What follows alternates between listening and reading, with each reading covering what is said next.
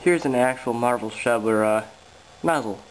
This is out of a bigger carb, and this wouldn't even fit in here.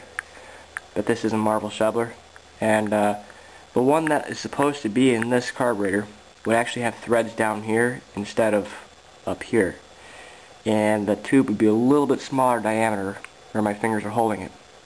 Otherwise, it would look pretty much the same. But whoever did this actually tried to do a pretty good job, because they drilled out little holes in the side, let the fuel in. Big hole drilled right up through the center of this. They soldered a piece of copper tube to the top of it.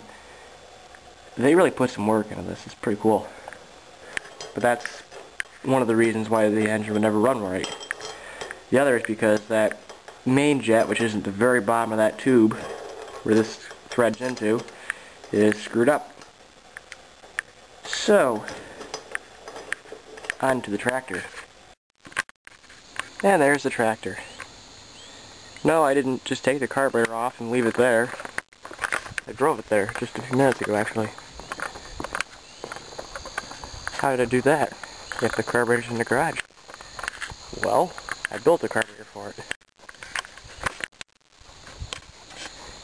I built the carburetor out of the bits and pieces of a combination of 3, including the original Marvel Shoveler TSX series carburetors that I have.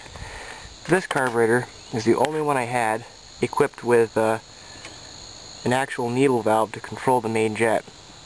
I wanted one that I could actually be able to lean out the mixture going to the main jet, because it was feeding this engine too much fuel. And as you can see if I can, that's a carbon spec. It was actually shooting carbon out the exhaust. There's streaks up and down my fenders from the carbon. So I put together this carburetor. It's a 1930s TSX. I don't remember the number. It's facing the other side of the engine, but I cleaned it up. I don't even know I had what these carburetors came off of. They were my grandpa's. I had 2 of them. It's leaking a little bit around the side here, but I'll just put some forma gasket there. No big deal. But it actually seems to run pretty well with this carburetor. Now what I did is I put the original Venturi from the TSX 89, which is original to this engine, in here, so it'd have the correct size Venturi. I took the other nozzle out of my other carburetor, which was still good. It's an original Marvel Shoveler nozzle. It's not the correct size, but it's in there. The throttle and throttle shaft are out of the other carburetor, which was original to this engine.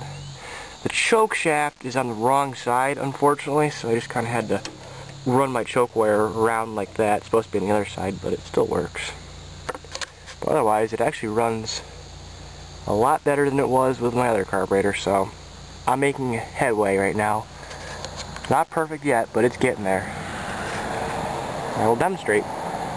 We'll go for a little drive. It may run a little rough. It may try and stall on me a couple times, but so far I've been pretty successful. It hasn't been spitting and sputtering like it used to with the other carburetor, because it was running way too rich. It actually seems to be starting up pretty good with my new battery there. Still seems to crank over slow, but starts right up. Usually. I already got the power switch pulled out.